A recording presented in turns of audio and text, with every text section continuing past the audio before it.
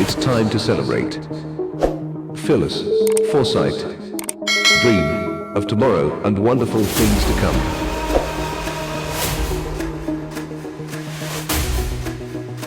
Talk to TBC.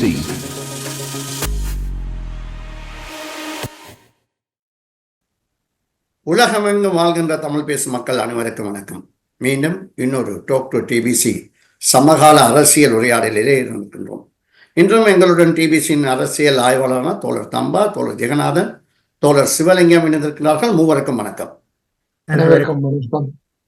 இப்பொழுது உறவுகளே தெரியும், இலங்கையில் ஜனாதிபதி தேர்தல் முடிந்து கையுடன் சுட சுட வந்திருப்பது பாராளுமன்ற தேர்தல். பாராளுமன்ற தேர்தலுக்கான வேட்பாளர் பட்டியல்கள் தயாரிக்கும் முயற்சியிலே ஒவ்வொரு கட்சிகள் தயார் செய்து கொண்டு வருகிறது. வேட்பாளர் பட்டியல் நியமனம் நாளை முதல் வேட்பாளர் மனுக்களை ஏற்றுக்கொள்வதற்கு தேர்தல் ஆணையம் தயாராக இருக்கின்றது. அந்த வகையிலே முதலாவதாக வடக்குக்கான தமிழரசு கட்சியின் பட்டியல் வெளிவந்திருக்கின்றது. அதே போன்று ஏனைய கட்சிகள் இன்னும் அது தொடர்பாக உரையாடி கொண்டிருக்கின்றது. பட்டியலை முடிவு செய்ய முடியாத நிலையிலும் இருக்கின்றார்கள். இப்படியான தமிழரசு கட்சிக்குள் ஏற்பட்டிருக்கின்ற பல்வேறு குழப்பத்துக்கு மத்தியில் அந்த வேட்பாளர் தெரிவிலே ஏற்பட்ட சர்ச்சைக்கு மத்தியில் பலர் கட்சியிலிருந்து விலகியிருப்பதாக தெரிய வருகிறது. குறிப்பாக கொழும்பு கிளை மாவட்டத்தின் தலைவராக செயற்பட்ட சட்டத்தணி தவராஜா அவர்கள் கட்சியிலிருந்து வெளியேறியிருக்க கூறப்படுகிறது. அதே போன்று முன்னாள் பாராளுமன்ற உறுப்பினர் சரவணன் அவர்கள் கட்சியை விட்டு விலகப் போவதாக தகவல் வெளியாக இருக்கின்றது. அதேவேளை சசிகலா ரவிராஜ் அவர்கள் தன்னை பட்டியலில் இணைக்கவில்லை என்பது கூறி அவரும் கட்சியிலிருந்து வெளியேறுவதாக கூற வந்திருக்கிறது. இதே போன்று இப்பொழுது இருக்கின்ற சூழ்நிலையில் பல்வேறு முக்கிய பாராளுமன்ற உறுப்பினர்கள், அமைச்சர்கள், சபாநாயகர்கள் போன்றவர்கள், முக்கியஸ்தர் பலர்கள் வயது மூப்பு காரணமாக இந்த தேர்தலிலே போட்டியிடவில்லை என்று கூறியிருக்கிறார்கள். சில பொதுஜன பெரமுனையின் அமைச்சர்களாக இருந்தவர்கள் சிலர் அதிலிருந்து தாங்கள் இந்த முறை போட்டியிடுவதில்லை என்று கூறியிருக்கிறார்கள். குறிப்பாக இடதுசாரி தலைவர்களுடனான வாசுதேவ நாணயக்காரர் போன்றோர் கூட இந்த தேர்தலிலே போட்டியிடவில்லை என்று உத்தியோகபூர்வமாக அறிவித்திருக்கின்றார்கள்.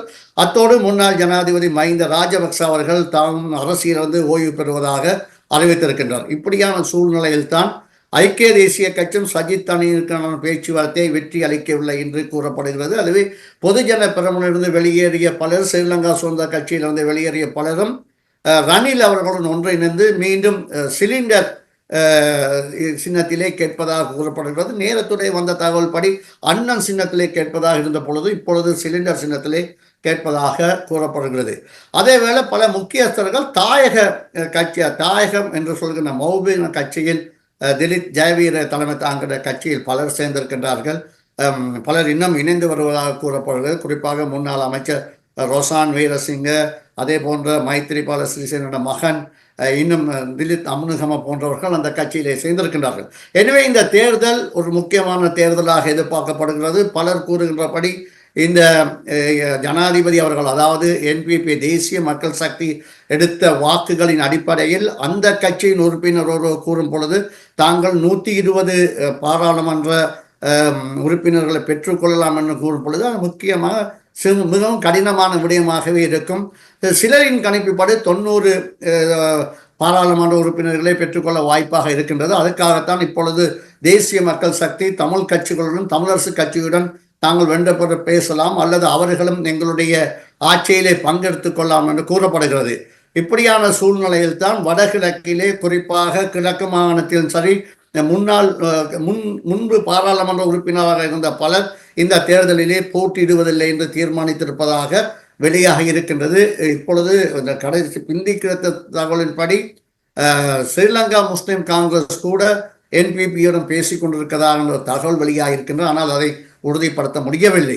எது எவ்வாறு இருந்த பொழுதும் 14ஆம் தேதி நவம்பர் 14ஆம் தேதிக்கு பிறகு தொங்கு பாராளுமன்றமா அல்லது பலமான ஒரு பாராளுமன்றமா என்பதை தெரிந்துவிடும். பெரும்பாலும் ஜனாதிபதி அவர்கள் கூறிய பல விடயங்களை இன்னும் செய்யவில்லை. குறிப்பாக மஹிந்த ராஜபக்ச அவர்கள் ஊழல் தொடர்பாக பல்வேறு கருத்துக்களை தேர்தல் பிரச்சாரத்தின் போது கூறியிருந்தார். ஆனால் அதற்கான நடவடிக்கை எடுத்ததை போன்று கூறவில்லை என்ற பல குற்றச்சாட்டுகள் வைக்கின்றது. அதேவேளை இன்று ஜனாதிபதி அவர்கள் ஈஸ்டர் குண்டு தாக்குதலில் ஏற்பட்ட வடுகப்பெட்டிய ஆலயத்துக்கு சென்ற பொழுது பாதிக்கப்பட்டவர்கள் பல்வேறு கேள்வி எழுப்பியிருந்தார். அதற்கு அவர் கூறிய ஒரே விடயம், நான் நீதிபதி அல்ல, ஆனால் நீதியை நிலைநிறுத்துவதற்கு என்னால் முடிந்த உதவிகளை செய்வேன் என்று கூறியிருக்கின்றார். அதே போன்று முக்கியமாக இராணுவத்தின் கட்டுப்பாட்டில் இருந்த புலனாய்வுத்துறை இப்பொழுது போலீஸ் தலைமையகத்துக்கு மாற்றப்பட்டு போலீஸ் அதி உயர் ஒருவர் நியமிக்கப்பட்டிருக்கின்றார். எனவே இவ்வாறான நடவடிக்கையில் தான் இந்த தேர்தலை நாங்கள் எதிர்நோக்க இருக்கின்றோம். இந்த தேர்தல் கூட மிக அமைதியான முறையிலே நடக்கும் என்று பார்க்கலாம். அந்த வகையிலே சிவலிங்கம் அவர்கள், நீங்கள் எவ்வாறு இந்த நடவடிக்கைகளை பார்க்கின்றீர்கள்? ஆமாம், நீங்கள் குறிப்பிட்டது போல பல்வேறு மாற்றங்கள் நடைபெற்று வருகின்றன. சிங்கள அரசியலில் செயற்பட்ட பல முக்கியஸ்தர்கள் தங்களுடைய வயது மூப்பு காரணமாக அரசியலில் இருந்து ஓய்வு பெற தீர்மானித்திருப்பதை நீங்கள் குறிப்பிட்டீர்கள். ஆனால் தமிழ் அரசியலில் மறுவிதமாக நடைபெறுகிறது. அதாவது தங்களுக்கு வாய்ப்பு கிடைக்கவில்லை என்ற காரணத்தினால் பலர் கட்சிகளில் இருந்து விலகி சுயேட்சையாக செயற்படுகின்ற அல்லது வேறு கட்சிகளுடன் கூட்டு வைக்கின்ற ஒரு முயற்சி ஒன்று நடைபெற்று கொண்டிருக்கிறது. இது ஏன் குறிப்பிட வேண்டி இருக்கின்றால், சிங்கள தமிழ் அரசியலில் காணப்படுகின்ற அணுகுமுறை வேறுபாடுகளைத்தான் இதில் அடையாளம் காட்ட விரும்பினேன். இனி நீங்கள் குறிப்பிட்டது போல நாங்கள் சில முக்கியமான அரசியல் தகவல்களோடு இந்த பிரச்சனையை பார்க்கலாம். உதாரணமாக, தென்னிலங்கையில் சிங்கள அரசியல் எவ்வாறான மாற்றத்துக்குள் செல்ல போகிறது, சிங்கள அரசியலில் அரசாங்கத்துக்கு, அதாவது தேசிய மக்கள் சக்திக்கு ஆதரவாக இவ்வளவு பாராளுமன்ற உறுப்பினர்கள் வருவார்கள், அவர்களால் அரசாங்கத்தை அமைக்க முடியுமா, பெரும்பான்மை அரசொன்றை அவர்களாலே அமைக்க முடியாவிட்டால் ஒரு சிறுபான்மை அரசை கூட அவர்களால் நடத்த முடியுமா என்ற பல கேள்விகள் இருக்கின்றன. இவற்றை நாங்கள் ஒவ்வொன்றாக பார்ப்பது மிக முக்கியம். இங்கு நீங்கள் ஆரம்பத்தில் குறிப்பிட்டது போல சிங்கள அரசியலில் தற்போது இனவாதம் ஒரு மறைபொருளாக இருக்கிறது. இந்த இனவாதம் எந்த சந்தர்ப்பத்தில் தலைதூக்கும் என்பது ஒரு நிச்சயமற்ற நிலை காணப்படுகிறது. இந்த பின்னணியில் இருந்து நாங்கள் பார்க்கும் பொழுது ஊழல், விரியம், பொறிமுறை மாற்றம் என்பவற்றுக்கு ஆதரவாக இப்பொழுது சஜித் பிரேமதாச தலைமையிலான கட்சியினர் அவ்வாறான ஒரு அரசாங்கத்தை தேசிய மக்கள் சக்தியினர் அமைப்பார்களாக இருந்தால் தாங்கள் அதுக்கு முழுமையான ஆதரவை தரவிருப்பதாக அவர்கள் தெரிவித்திருக்கிறார்கள். ஆனால் நாங்கள் இங்கு மிக முக்கியமாக அவதானிக்க வேண்டியது, இந்த இரண்டு கட்சிகளும் ஊழல், விரியம் மற்றும் பொறிமுறை மாற்றத்துக்கு ஆதரவாக இருந்தாலும் ஒரு முக்கியமான பிரச்சனையில் இவர்களிடையே ஒரு பிரச்சனைகள் எழுவதற்கான வாய்ப்புகள் இருக்கின்றன. நாங்கள் அவற்றை கவனத்தில் கொள்வது அவசியம். ஏனெனில் தற்போது பலரும் குறிப்பிடுவது போல தேசிய மக்கள் சக்திக்கு அலை போல ஒரு நிலைமை காணப்படுகிறது என்றும், இதில் தமிழ் மக்கள் அதிக அளவில் தேசிய மக்கள் சக்திக்கு வாக்களித்து ஒருவேளை 2 பாராளுமன்ற உறுப்பினர்கள் வடக்கு பகுதியிலிருந்து தெரிவு செய்யப்படலாம் என்ற செய்திகளுக்கு மத்தியில் நாங்கள் இந்த நான் பின்னர் சொல்ல போகின்ற பிரச்சனைகளையும் கவனத்தில் எடுப்பது அவசியம். ஏனெனில் இப்பொழுதுள்ள சூழலில் தேசிய மக்கள் சக்திக்கு, அதாவது அன்றா குமார் திசாநாயக்க அவர்களுக்கு 42% மக்கள் தான் வாக்களித்திருக்கிறார்கள். அந்த அடிப்படையில் பார்க்கும் பொழுது 56 லட்சம் மக்கள் தான் வாக்களித்திருக்கிறார்கள். இந்த 56 லட்சம் மக்கள் வாக்களித்த நிலையில் மறுபக்கத்தில் 58% மக்கள் மற்ற கட்சிகளுக்கு வாக்களித்திருக்கிறார்கள்.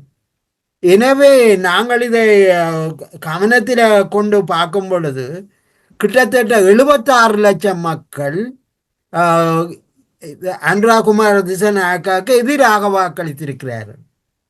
எனவே இந்த எதிராக வாக்களித்த மக்கள் பாராளுமன்ற தேர்தலில் எவ்வாறு வாக்களிக்க போகிறார்கள் என்பது மிக முக்கியமான கேள்வியாக இருக்கிறது.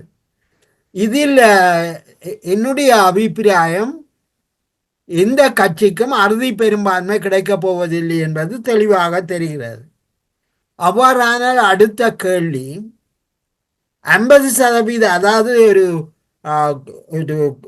செயற்படக்கூடிய கிட்டத்தட்ட 113 அங்கத்தவர்களை கொண்ட ஒரு கட்சியாக தேசிய மக்கள் சக்தி வருமாக இருந்தால் இவ்வாறான நிலைமை ஏற்படும் என்பது குறித்து அவர்கள் குறிப்பிடுகையில், அவர்கள் 2/3 பங்கு பெரும்பான்மையை தாங்கள் எதிர்பார்க்கவில்லை என்றும், சாதாரண பெரும்பான்மையை கிடைத்தாலே தாங்கள் சில முக்கியமான தீர்மானங்களை எடுப்பதற்கு அது உதவியாக இருக்கும் என்றும், அவ்வாறான தீர்மானங்களை எடுக்கும் போது நாட்டினுடைய முன்னேற்றம் கருதி அந்த தீர்மானங்களை எடுக்கிறபடியால் எதிர்கட்சிகளும் தங்களுக்கு உதவலாம் என்கின்ற எதிர்பார்ப்பு அவ்வாறு இருக்கிறது. அந்த எதிர்பார்ப்புக்கு சாதகமாகத்தான் சஜித் பிரேமதாஸ் அவர்களும் தன்னுடைய கருத்தை வெளியிட்டிருக்கிறார். ஆனால் இங்கு இப்ப சில தினங்களுக்கு முதல், அதாவது நேற்று அல்லது நேற்று முன்தினம் இன்னொரு பிரச்சனை ஏற்பட்டிருக்கிறது. அதாவது இந்த ஜனாதிபதி தேர்தலில் தேசிய ஜனரத் குமார திசாநாயக்க இந்த வரி அதிகரிப்பு தொடர்பாக அந்த தேர்தல் கூட்டங்களில் சொல்லும்போது இந்த வரி அதிகரிப்பை தான் குறைக்க போவதாக கூறியிருக்கிறார். அடுத்ததாக அவர் அரசாங்க ஊழியர்களுடைய சம்பளங்களை அதிகரிக்க போவதாகவும் வாக்குறுதி அளித்திருக்கிறார். அடுத்தது சர்வதேச நாணய நிதியத்தோடு கடனுதவி தொடர்பாக மீள் பரிசீலனைக்கு பேச்சுவார்த்தை நடத்த போவதாக கூறியிருக்கிறார். இப்பொழுது தேசிய மக்கள் சக்திக்கும் சர்வதேச நாணய நிதியத்துக்கும் இடையில பேச்சுவார்த்தைகள் நடைபெற்று வருகிறது. இந்த பின்னணியில் தேசிய மக்கள் சக்தி கொடுத்த வாக்குறுதிகளை நிறைவேற்றுவார்களா என்பது ஒரு முக்கியமான கேள்வியாக மாறியிருக்கிறது. அதாவது சர்வதேச நாணய நிதியத்தினுடைய பிரதிநிதிகள் தேசிய மக்கள் சக்தியினுடைய உறுப்பினர்களுக்கு சொல்லி இருக்கிறார்கள், இப்பொழுது அதாவது ரணில் விக்ரமசிங்க அரசு எடுத்த சில முயற்சிகள் காரணமாக நாட்டினுடைய நிலைமையில முன்னேற்றம் வந்து கொண்டிருக்குது. ஒரு பொருளாதார வளர்ச்சிக்கான அடிப்படைகள் மாற்றமடைஞ்சு வருகின்றன. பணவீக்கம் குறைஞ்சு வருகிறது. உதாரணத்துக்கு உங்களுக்கு தெரியும், கிட்டத்தட்ட 75-80% பணவீக்கத்தில் இருந்தது, இப்பொழுது 10 அல்லது 15% பணவீக்கத்துக்குள் அவ்வளவுக்கு பணவீக்கம் குறைந்திருக்கிறது. நீங்கள் ஒரு ஸ்டேர்லிங் பவுண்டினுடைய பெறுமதியோடு பார்க்கும்போது ஒரு சந்தர்ப்பத்தில் 400 ரூபாய்க்கு அதிகளவில் இருந்தது, இப்பொழுது 300 ரூபாய்க்கும் கீழே வந்திருக்கிறது. எனவே பணவீக்கம் இப்பொழுது படிப்படியாக குறைந்திருக்கிறது. அதே நேரத்தில் வெளிநாட்டு டாலரினுடைய சேமிப்பும் அதிகரித்திருக்கிறது என்றும், அதனால பணச்சுழற்சி அதிகமாக வந்திருக்கிறது. ஆனபடியா நீங்கள் இந்த நிலைமைகளை மாற்றக்கூடாது என்று சர்வதேச நாணய நிதியம் அவர்களுக்கு அறிவுறுத்தி இருக்கும். இந்த நிலைமையில இருந்து நாங்கள் என்ன அவதானிக்க வேண்டி இருக்கின்றால், தேர்தலில் கொடுத்த வாக்குறுதிகளை தேசிய மக்கள் சக்தியினர் நிறைவேற்ற முடியாமல் போகலாம். அதாவது பாரிய எதிர்பார்ப்புகளை அவர்கள் உருவாக்கி இருக்கிறார்கள்.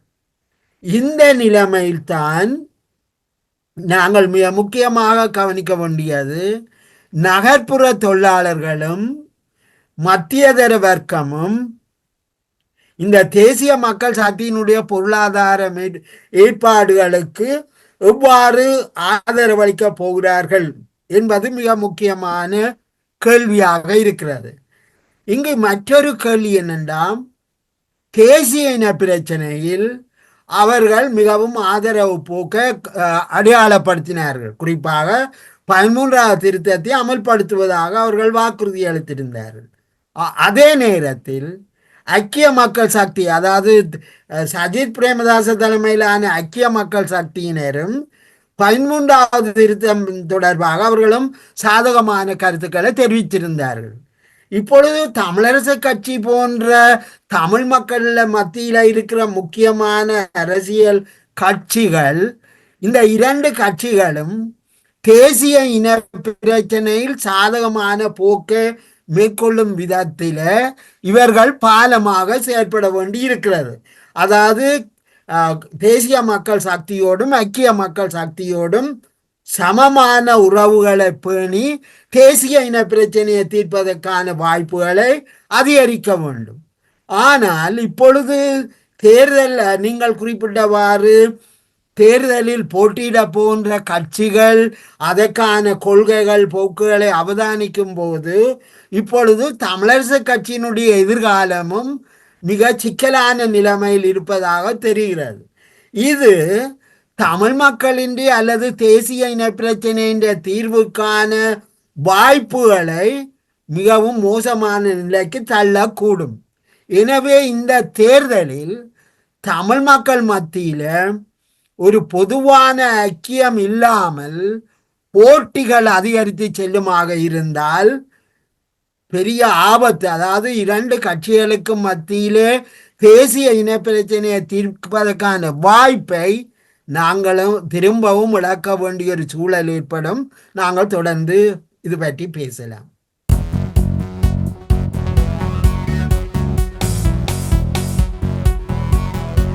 Talk to TBC with your favorite journalist, V. Ramaraj. உறவுகள் கேட்டுக்கொண்டிருப்பது டாக் டு டிவிசியின் அரசியல் உரையாடல். தமான் இப்பொழுது பல புள்ளி விவரங்களை திரு சிவலிங்கம் அவர்கள் சுட்டி காட்டியிருந்தார். குறிப்பாக எங்களுடைய கூடுதல் கவனம் இலங்கை அரசியல் இருந்தாலும் அது கூடவாக நாங்கள் வடகிழக்கு அரசியலே அதே அக்கறை கொண்டவர்கள் என்பதை எல்லோருக்கும் தெரிந்து விடையும். இப்பொழுது இருக்கின்ற நிலைமை, வடகிழக்கிலே கூடுதலான சுயேட்சை குழுக்கள் பணம் கட்டியிருக்கின்றன. கட்சிகள் முரண்பாடு காரணமாக கட்சிகள் சிதறி இருக்கின்றன. இப்படியான சூழ்நிலையில் இப்பொழுது இருக்கின்ற பாராளுமன்ற தொகையை விட எதிர்வரும் பாராளுமன்றத்தில் ஒரு பலவீனமான நிலையை தமிழ் மக்கள் அடைவார்களா? அதற்கான அந்த வாய்ப்புகள் தென்னிலங்கை அரசியல் கட்சிகளுக்கு சென்று விடுமா என்கின்ற சந்தேகம் இருக்கின்றது. நீங்கள் எவ்வாறு பார்க்கிறீர்கள்? அனைவருக்கும் வணக்கம். ஒரு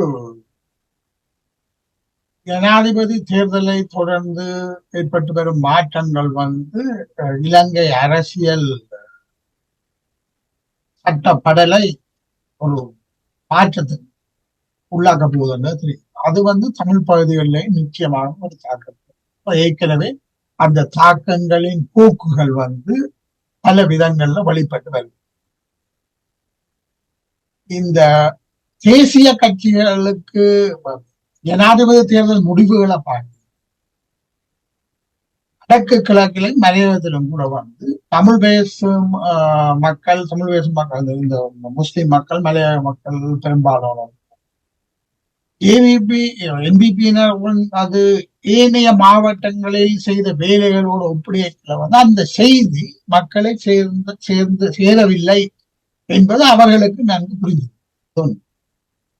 அந்த அடிப்படையில தமிழ் தரப்பு டிஎன்ஏ என்று சொல்லி புலிகளின் காலத்தில் இருந்து 2009 வரை அவர்கள் ஒரு போக்கு, அதற்கு பின்னர் ஒரு போக்கை கடைபிடித்து வந்தார்கள். இந்த போக்கில் தமிழ் அரசியலில் தேசிய தரப்பென்று தம்மை வகைப்படுத்தி கொண்டு இருந்தவர்கள் தான் இந்த அடைய முடியாத கோரிக்கைகளை வைத்து தமிழ் அரசியல் இலங்கை அரசியலில் ஒரு பாத்திரத்தை வகிப்பதற்கோ அல்லது காத்திரமான ஈடுபாட்டை கொண்டு வருவதற்கோ தடையாக இருந்திருக்கிறார்கள்.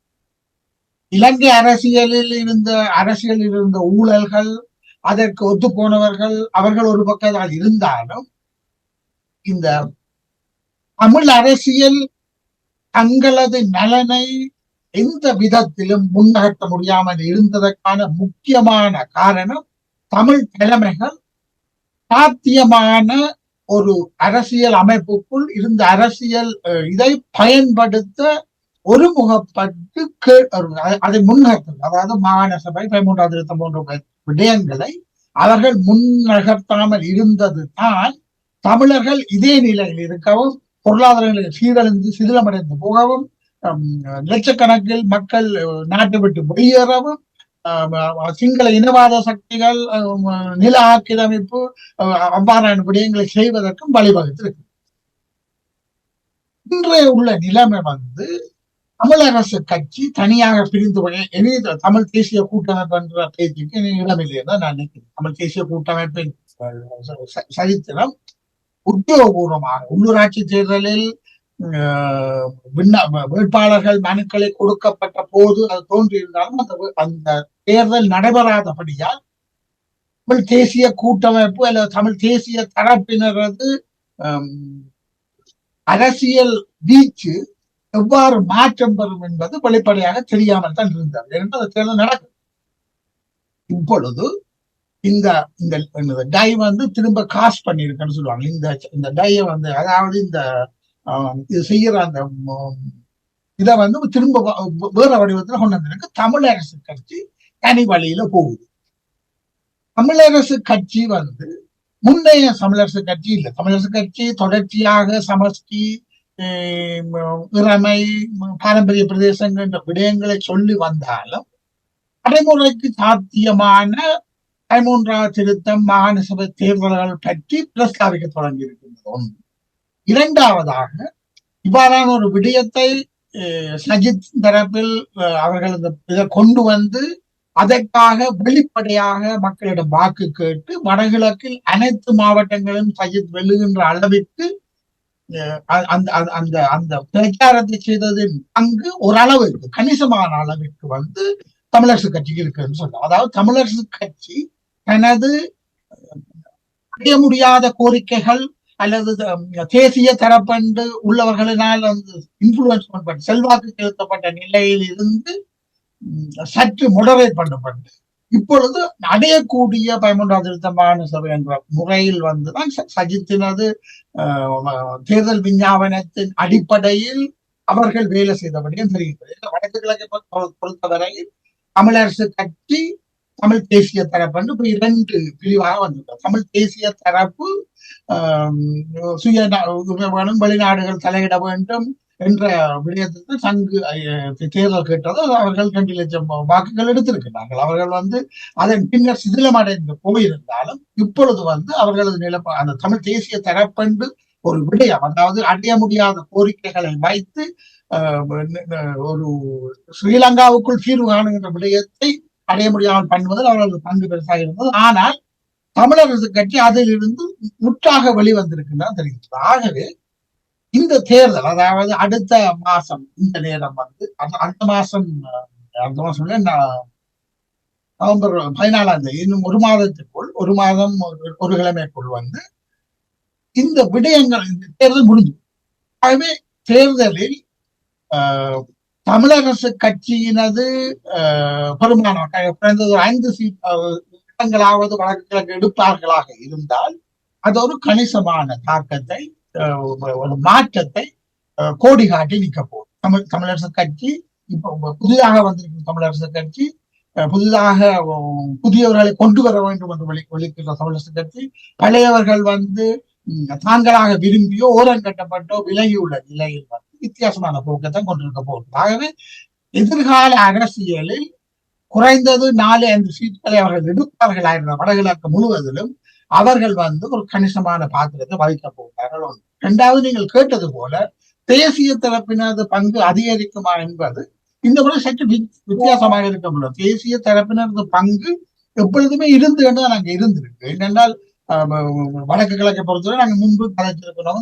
அதிகூடிய வாக்குகள் எடுத்தவர்கள் அங்கஜன், பிள்ளையான் போன்றவர்கள் எடுத்திருந்தார்கள். அதிகூடிய விருப்பு வாக்குகளை பெற்றவர்கள் டாக்டர் ஸ்டீபன், பிள்ளையான், தியாலேந்திரன் என்று சொல்லி ஏற்கனவே பல எம்பிக்கள் இருந்திருந்தாங்க. இந்த முறை இருக்கின்ற என்பிபி அலையில் அவர்கள் இந்த இடத்தை பெறுவதற்கான சாத்தியங்கள். அதாவது முன்பு இருந்தவர்களிலும் பார்க்க என்பிபி 1 அல்லது 2 இடங்களை பெற்றால் கூட அவர்களது அரசியலில் உள்ள பங்களிப்பு ஒரு வித்தியாசமான பரிமாணத்தில் தான் இருக்க போகுது. அதாவது ஒரு ஊழலேற்ற அரசாங்கம் என்று சொல்றது, ஊழலேற்ற சொன்னது போல பல விடயங்கள் நடந்துகளினாலும் இந்த அரசாங்கத்துக்கு 2 பிரதான தடைகள் இருக்க போது. ஒன்று இந்த பொருளாதாரத்தை எப்படி அவர்கள் நிவர்த்தி செய்ய போறாங்க. சம்பளத்தை அதிகரித்தல், மற்றது வரிகளை குறைத்தல் போன்ற விடயங்களை செய்து கொண்டு இந்த பொருளாதாரத்தை கொண்டு நடத்த முடியுமா என்பது பொறுத்து இருந்து பார்க்க வேண்டும். அனுரவமாக சொல்வது போல அவர் ஒரு மந்திரக்காரர். என்ன ஒரு மெஜிஷியன் தான் அவர் காரணமாகத்தான் சித்தரிக்க முயல்கின்றார்கள். அவர் வந்து 14 நாட்களுக்குள் இந்த விஷயங்களை செய்து விட்டார், அப்படி செய்து விட்டார், இப்படி செய்து விட்டார் என்று சொல்றது ஓரளவுக்கு தற்காலிகமானது. அவர் என்பிபி கட்சியில் உள்ள சீரியஸான லீடர்ஸ் தங்களுக்கு முன்னால் ஒரு பெரும் சவால் இருக்கின்றது என்பது உணர்ந்திருக்கிறது. அவர்கள் நீங்கள் சொன்னது போல 90 சீட்டுகள் இருக்கிறது என்று நான் நினைக்கவில்லை. அவர்கள் இப்போ இருக்கிற அலையில் ஏற்கனவே இருந்த முறையில் 85-90 சீட் எடுத்திருப்பார்கள். ஆனால் இப்பொழுது இந்த மாற்றம், இந்த 2 மாதங்களும் செய்யப்படுகின்ற வேலைகள், இதில் பெரும்பாலானவை கணிசமானது தூய எண்ணத்துடன் செய்யப்பட்டாலும் பெரும்பாலானவை ஒரு தேர்தல் யுக்தியாகத்தான் அவர்கள் செய்கின்றார்கள். அவர்கள் தேர்தல் யுக்தி என்பது படித்தவர்கள் என்று தெரிகிறது. தேர்தல் யுக்தியே எல்லா விதத்திலும் பாவித்திருக்கிறார்கள். அவை அந்த விதத்தில் அவர்கள் 113 ஆசனங்களை எடுத்து பாராளுமன்றத்தை தமது கட்டுப்பாட்டுக்கு முழுதாக கொண்டு வருவதை முதலாவது இலக்காக வைத்திருப்பார். அப்படி எடுக்க தவறும் பட்சத்தில் ஏற்கனவே தமிழரசு கட்சியோ அல்லது எஸ்கேபி போன்ற கட்சிகளுடன் அவர்கள் சில முக்கிய விடயங்களில் அவர்கள் ஒத்துழைக்க தயாராக இருப்பார்கள். ஆகவே ஒரு மொடரேட்டாகத்தான் போகப்படும். ஒன்று, அது பெரிய விடயங்களான ஜனாதிபதி முறைமை இல்லாமல் பண்ணுவேன், மற்றது புதிய அரசியல் ஜாப்பை கொண்டு வருவேன் என்றது எல்லாம் அது சாத்தியமா என்பது ஒருத்தருக்கு தெரியாது. அந்த வகையில் தான் தமிழ் தரப்பு இது சரியான நேரம் இந்த 13ஆம் திருத்தம், மாகாண முறைமைகள் போன்ற விடயத்தில் உறுதியாக இருந்து அரசியல் ஜாப்புக்கு அனுரகுமார் திசாக்கவும் சொல்லி இருக்கின்றார். தாங்கள் இந்த முறைமை, மாகாண முறைமை தமிழ் பேசும் மக்களுக்கான தீர்வு என்று தங்களுக்கு நம்பிக்கை இல்லை. ஆனால் மாகாண சபைகள் இருக்கின்றன, அரசியல் ஜாப்பின் பிரகாரம் அது இருக்கின்றது. புதிய அரசியல் ஜாப்பு வரும் வரையில் அது அமுலுக்கு கொண்டு வரப்பட வேண்டும் என்று சொல்லி இருக்கின்றார்கள். சஜித் பிரேமதாசவும் சொல்லியிருக்கின்றார்கள். ஆகவே தமிழரசு கட்சி இந்த தமிழ் தேசிய தரப்பு என்று சொல்லி அடைய முடியாத கோரிக்கைகளை இருந்து விலகி 13ஆம் திருத்தம் பற்றி கதைப்பவர்களை தமிழ் தரப்பு பலப்படுத்துவதன் மூலம் அல்லது அனுராதரப்பை அனுராதரப்புக்கான ஆதரவை தெரிவிப்பதன் மூலமாக அதற்கான சூழ்நிலையை ஏற்படுத்தலாம். ஆகவே மொத்தத்தில் பார்க்க போனால் முன்பு இருந்த நிலையிலும் பார்க்க ஊழலற்ற அரசாங்கம் ஒன்று வந்திருக்கின்றது, புதியவர்கள் வந்திருக்கின்றதும் தமிழ் அரசியல் ஏற்பட்டு கொண்டிருக்கின்ற மாற்றங்களையும் வைத்து பார்க்கும் பொழுது முன்பு இருந்த நிலையிலும் பார்க்க முன்னேற்றகரமான சமிக்ஞைகள் தெரிவதென்றால் நாங்கள் கொள்ள வேண்டும். தொடர்ந்து முன்வைத்து பேசுவோம்.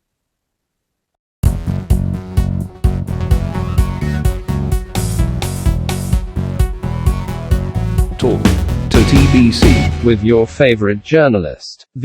Ramaraj. உறவுகளை கேட்டுக்கொண்ட டாக்டர் டிபிசியின் அரசியல் உரையாடல்.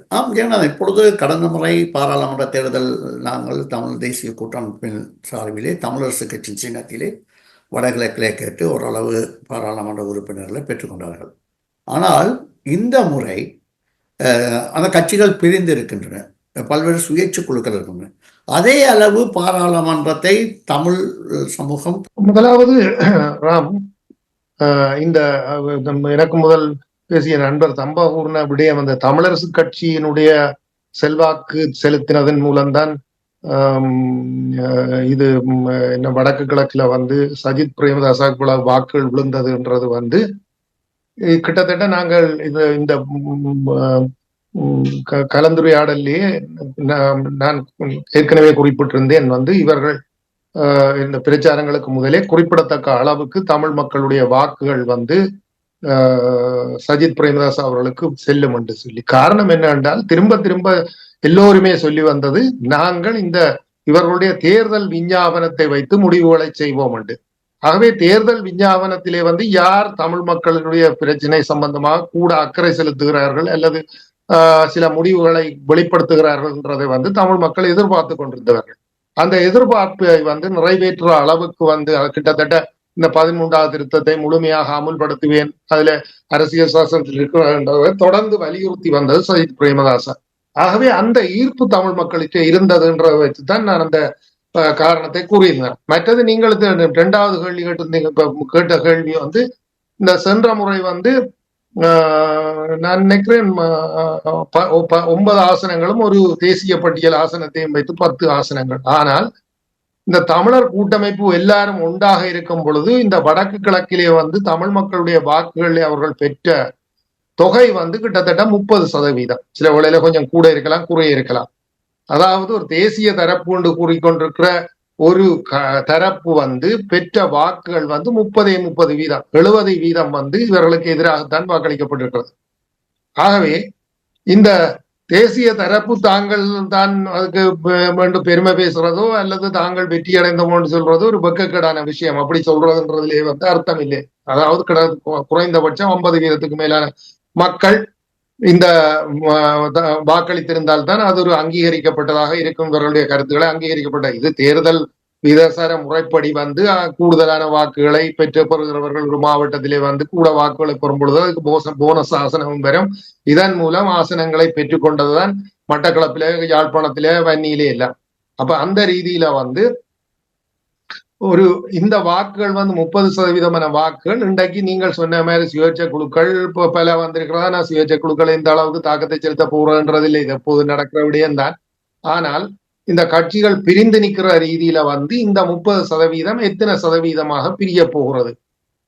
இது வந்து சில வேளையில தமிழர் கூட்டமைப்பு 20%, ஏனையவே 10% எடுத்தால் இந்த நிலைமை என்ன மாதிரி? ஆகவே இது வந்து யாழ்ப்பாணத்தை உதாரணத்துக்கு எடுத்துக்கொண்டால் சென்ற முறை வாக்களித்த 3 லட்சம் மக்கள் வாக்களிக்கப்பட்ட 3 லட்சம் வாக்குகள்ல 1,12,000 வாக்குத்தான் கூட்டமைப்பு பெற்றது, அனைவரும் ஒன்றாக இருந்த பொழுது. ஆனால் இப்பொழுது ஏற்கனவே தமிழரசு கட்சிகளையும் உடைவுகள் என்றதுகள் வந்திருக்கிறது. இந்த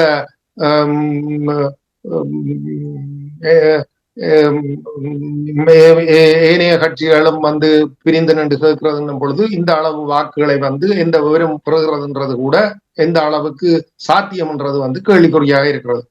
அதே நேரத்தில் வந்து குறிப்பாக சுமந்திரன் சம்பந்தமாக இல்ல தமிழரசு கட்சியில ஒரு மாற்றத்தை கொண்டு வந்திருக்கிறார்ன்றது வந்து எந்த அளவுக்கு இது ஒரு சுமந்திரன் வந்து எப்பொழுதும் ஒரு சந்தர்ப்பவாத போக்கை கடைபிடித்து தன்னை பலப்படுத்திக் கொள்றதுக்கான முயற்சியை தொடர்ச்சியாக மேற்கொள்கிறவர்ன்றது வந்து எல்லாருக்கும் தெரியும். ஒரு காலத்துல என்ன தேன்நிலவு நடத்தினார் ரணில் விக்ரமசிங்காவுடன், பிறகு இப்பொழுது சஜித் பிரேமதாசாவுடன் குறிப்பிட்ட காலம், பிறகு இப்பொழுது இனி என்ன மாதிரி என்றது அன்றாவோடு நடத்த போகிறாரோ தெரியவில்லை. அந்த காலகட்டங்களில் வந்து இந்த விக்னேஸ்வரனை வந்து இந்த மாகாண சபைக்கு கொண்டு வந்து அறிமுகப்படுத்தினதிலே அவரும் ஒரு முக்கியமானவர். அதாவது இந்த யாழ்ப்பாண மக்களுக்கு மத்தியில இந்த ஒரு ஒரு ஒரு அந்த என்ன யாழ்ப்பாணியா அல்லது யாழ்ப்பாண முதலாளித்துவ சிந்தனை அல்லது யாழ்ப்பாண இந்த சிந்தனை போக்குக்கு அமைய வந்து இப்படிப்பட்ட ஒருவர் நீதியரசர் என்றவரை கொண்டு வந்தால் தமிழ் மக்களுக்குள்ள கவர்ச்சியை காட்டலாம், அதன் மூலம் வந்து வாக்குகளை பெறலாம் என்றதுக்காக கொண்டு வரப்பட்டு கடைசியாக மாகாண சபையை இந்த மாதிரி குட்டிச்சுவராக்கப்பட்டாண்டு. இன்றைக்கு வரைக்கும் இந்த மாகாண சபைக்கு நாங்கள் இப்படியான அநியாயத்தை செய்தோம்ன்றதை இன்றைக்கு வரைக்கும் சுமந்திரன் வெளிப்படையாக கூறவில்லை. சம்பந்தம் தான் காலமாகிவிட்டார். அப்ப வெளிப்படையாக நாங்கள் இந்த மாகாண சபையை பலப்படுத்துறதுக்கு பதிலாக அதை அழிவு பாதை கிட்டி சென்றதுல எங்களுக்கும் பங்கு இருக்கின்றது இன்றைக்கு வரைக்கும் வெளிப்படையாக சொல்றதுக்கு அவர் தயாரில்லை. அதே நேரத்தில் ஒரு காலகட்டத்தில் வந்து நாங்கள் 13வது திருத்தத்தை வந்து தொடப்பத்தாலும் தொடமாட்டோம் என்று சொல்லி கூட நின்று சம்பந்தர் சொல்லும் பொழுது வந்து துணை நின்று புதிய அரசியல் சாதனத்தை கொண்டு வருவோம் என்று சொல்லி அடுத்த தீபாவளிக்கு கொண்டு வருவோம் என்று சொல்லி இந்த மாகாண சபையை வந்து ஒத்தி வைக்கிறதுக்கு ரணிலோடு தேனிலவு காலத்துல வந்து ஒத்தி வைத்ததுக்கு அல்லது நடக்காமல் செய்ததுக்கும் இவர்தான் காரணகர்த்தா. ஆகவே இவர்கள் இதுக்கு சம்பந்தமாக இந்த பிரச்சனைக்கு ஒத்துக்கொள்றதுக்கு தயாரா. ஆகவே ஒரு சந்தர்ப்பவாத ரீதியாக இன்றைக்கு வந்து தான் ஏதோ தமிழ் மக்களுக்கு இளம் தலைமுறையை உருவாக்குகிறேன் அதுகளை செய்கிறேன் என்று சொல்லி தன்னுடைய அரசியல் லாபத்துக்காக ஒரு கட்சியையும் சிதைத்து அதே நேரத்தில் அவர் என்ன செய்திருக்க வேண்டும் என்று சொல்லி சொன்னா தமிழ் மக்களுக்குள்ள முற்போக்கான சக்திகளை வந்து ஒன்றிணைத்திருக்க வேண்டும். ஆனால் அவர் என்ன செய்தார், சிலரை வந்து பேசி போட்டு இந்த அவங்களுக்கு இடம் தருகிறேன் என்று போட்டு பிறகு கலைத்து விட்டவர் ஒரு நபர் கடந்த பொது தேர்தலில்.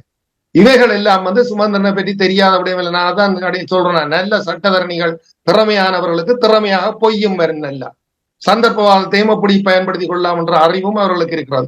அந்த ரீதியிலே அவருடைய செயல்பாடுகள் அமைந்திருக்கிறன்றதுக்கும் கடந்த காலத்தின் வரலாற்றையும் தான் நான் சுட்டி காட்டினேன். நான் இதுல ஒன்றும் பிழையான தவறானதாக சொல்லவில்லை. அந்த ரீதியில அதே நேரத்தில் இன்றைக்கு என்பிபி சம்பந்தமாக இன்றைக்கு ஒரு மாற்றத்தை விரும்பின மக்கள் என்ற ரீதியில வந்து தமிழ் முஸ்லிம் மக்களுக்குள்ள சஜித் பிரேமதாசாவுக்கு வாக்களித்தான்ற ரீதியில முஸ்லிம் மக்களுக்கு பொறுத்தவரையில கிழக்கு மாகாணத்துக்கு வெளியே உள்ள மக்கள் பெருமளவுக்கு வந்து முஸ்லிம் மக்கள் வந்து அன்றாவை ஆதரித்திருக்கிறார்கள்ன்றதை நான் போன சுட்டி காட்டினான். குறிப்பாக வந்து தங்களுடைய தேர்தல் தொகுதிகளில் பாக்கியமாக்கார், அதாவது பேர்வளையில வந்து அசைக்க முடியாத அவர்களை எப்பொழுதும் வெற்றியடைந்தவர் வந்து எந்த அளவுக்கு தோல்வியை தழுவினார்கள் என்றதையும், அதே மாதிரி கபீர் காசிம் போன்றவர்கள் தோல்வியாக முஜிபுர் ரஹ்மானுடைய தொகுதி மட்டும்தான் கொழும்பு மத்திய என்று நினைக்கின்றேன் வெற்றியடைந்ததாக இருக்க வேணும் ஒரு குறிப்பிட்ட அளவு வாக்குகள். ஆகவே வந்து பெருமளவுக்கு வந்து வெளி மாவட்டங்களில் இந்த முஸ்லிம் மக்களில் பெரும்பான்மையானவர்கள் வந்து தேசிய மக்கள் சக்திக்கு வந்து வாக்களித்திருக்கிறார்கள் என்றதை நாங்கள் புரிந்து கொள்ள வேண்டும். ஆகவே இது இந்த தமிழ் மக்களுக்குள்ளேயும் அந்த தாக்கம் ஏற்படுமான்றதை நாங்க சிந்திக்க வேணும். ஆனா அந்த தாக்கம் ஏற்படும். ஆனால் இங்கே ஒரு பிரச்சனை என்னன்னு சொல்லிச்சுன்னா, கடந்த காலத்துல வந்து இந்த தேசிய கட்சிகளை ஆதரித்தவர்கள் அங்கஜன் ராமனா இருக்கலாம், பிள்ளையானா இருக்கலாம், வியாழேந்திரன் போன்றவர்கள் என்ன என்று சொல்லிச்சுன்னா, ஒரு சலுகை அரசியலை நாங்கள் வந்தால் லட்சக்கணக்கு வேலையில்லா திண்டாட்டத்தை இல்லாம பண்ணுவோம், அதே நேரத்தில் அபிவிருத்தியை மேற்கொள்வோம் என்றதுகள், உங்களுக்கு அந்த வேலை வாய்ப்புகள் எல்லாத்தையும் உருவாக்குவோம், பட்டதாரிகள் எல்லாருக்கும் வேலை தருவோம், வேலை இல்லாதவர்களுக்குன்றதுகள் எல்லாத்தையும் கூறி அந்த வாக்குறுதிகளை அளித்து அதன் மூலம் இளைஞர் ஒரு குறிப்பிட்ட அளவுக்கு அவர்களை ஆதரவு கொடுத்து இது வந்து இங்க பிரசாத் பதியுதீன் செய்தவர், பன்னியில மஸ்தானின் செய்தவர், இவர்கள் எல்லாம் இந்த அரசியலை கையில எடுத்துத்தான் இந்த வாக்குகளை பெற்றுக்கொண்டார்கள். ஆனால் அதே மாதிரியான ஒரு அரசியலை வந்து என்பிபியால செய்ய முடியாது. அவர்கள் வந்து இந்த ஊழலற்ற ஆட்சி அதுன்ற கொள்கை ரீதியான கருத்துக்களை கொண்டு செல்லலாம். முஸ்லிம்களுக்கு மக்களுக்கு மத்தியிலே ஒரு கட்டமைப்புகள் இருக்கின்றன, அதனை கொண்டு எடுத்து செல்லக்கூடிய அளவுக்கு வந்து இந்த மாற்றங்களை எப்படி எங்களுக்கு சாதகமாக தமிழ் மக்களுக்கும் அது பயன்படுத்தக்கூடியது என்று சொல்லுகிற அளவுக்கு வந்து இந்த அளவுக்கு அந்த பிரச்சாரம் மேற்கொள்ளப்பட போகிறதுன்றதை வைத்துத்தான் இந்த தமிழ் மக்களுடைய வாக்குகள் வந்து என்பிபியை நோக்கி போக செல்லக்கூடும். ஆனா இந்த தேசிய தரப்பினர் என்று கூறிக்கொண்டிருக்கிற இந்த கட்சிகள் வந்து இது சம்பந்தமாக பலத்த விமர்சனங்களை அவர்களுக்கு மேல முன்வைக்க கூடும். அதே நேரத்தில் வந்து இன்னொரு புறத்துல வந்து என்பிபியும் வந்து தன்னுடைய அல்லது ஜேவிபி அல்லது என்பிபி தேசிய மக்கள் சக்தி வந்து இது நாங்கள் நேரடியாக இந்த இனப்பிரச்சனைக்கு தீர்வு அணுகிறோம், புதிய அரசியல் அமைப்பை கொண்டு வரதன் மூலம் இந்த பிரச்சனைக்கு தீர்வு அணுகிறோம்ன்றதுகள் எல்லாத்தையும் சொல்லுகிறதன் மூலம் சொல்லி இதுக்கு உங்களுக்கு இடைத்தரகர்கள் தேவையில்லை, நீங்க நேரடியாக எங்களுக்கு வாக்களிக்கிறோம்ன்ற பிரச்சாரத்தை அவர்கள் மேற்கொள்ளக்கூடும். அப்படியான ஒரு சூழ்நிலைகளை வந்து எப்படி அதனை எதிர்கொள்ள போகிறார்கள் இந்த தமிழ் அரசியல் தரப்புகள்ன்றது ஒரு கேள்வி குறியாக இருக்கிறது. அதுக்கு என்ன பதில்களை கூற போகிறார்கள், அல்லது நாங்கள் அவர்களுடைய எங்களை பலமாக்கி நீங்க அனுப்புவதன் மூலம் நாங்கள் அவர்களுடைய பேரம் பேசுகிறது என்ற கருத்துக்களை சொல்ல போகிறார்களா? ஏனென்று சொல்லி சொன்னா அந்த சுய நிர்ணயம் இந்த இதுகள்ன்றதுகள் எல்லாம் இந்த பொது வேட்பாளர் என்ற ரீதியில வந்து பேசப்பட்ட விடயங்கள் இந்த தேர்தல் காலத்தில் வந்து இவைகள் எல்லாம் பேசி தமிழ் மக்களுக்கு வாக்குகளை பெற முடியும் என்று சொல்லி நான் நினைக்கவில்லை. இந்த தேர்தலில் போட்டியிடுகிறவர்கள் வந்து அந்த அளவுக்கு சிந்தித்து அதுதான் பேசி வாக்கு பெறலாம் என்று சொல்லி அதை பேசுகிறவர்கள் இருக்கிறார்கள். அதுக்கு பொன்னம்பலம் போன்றவர்கள் இருக்கிறார்கள். ஆகவே அவர்களை போல இவர்களும் அதை பேசித்தான் வாக்குகளை பெற வேண்டும் என்று சொல்லியோ அதுகள் என்று சொல்லி சிந்திக்கிறார்களா என்றதை நாங்க பொறுத்திருந்தான் பார்க்க வேண்டும் இந்த தேர்தல் பிரச்சாரங்களின் பொழுது. அதே நேரத்தில் வந்து ஏனைய கட்சிகள் வந்து நீங்க சொல்ற மாதிரி புதிய தவறுகளுக்கு இடமளித்து புதியவர்களை உள்வாங்கிறதுக்கான முயற்சிகளை வந்து மேற்கொள்வார்களா நாங்கள் பொறுத்திருந்தான் பார்க்க வேண்டும். இதுக்கும் அடுத்த வாரம் இந்த தேர்தல் முழுமையான வேட்பாளர்கள் பட்டியல் வெளியிடப்பட்டுவிடும்.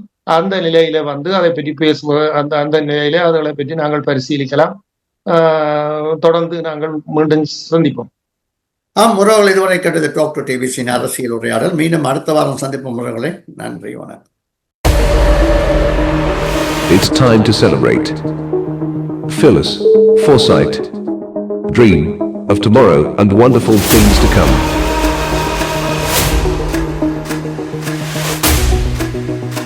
Talk to TBC.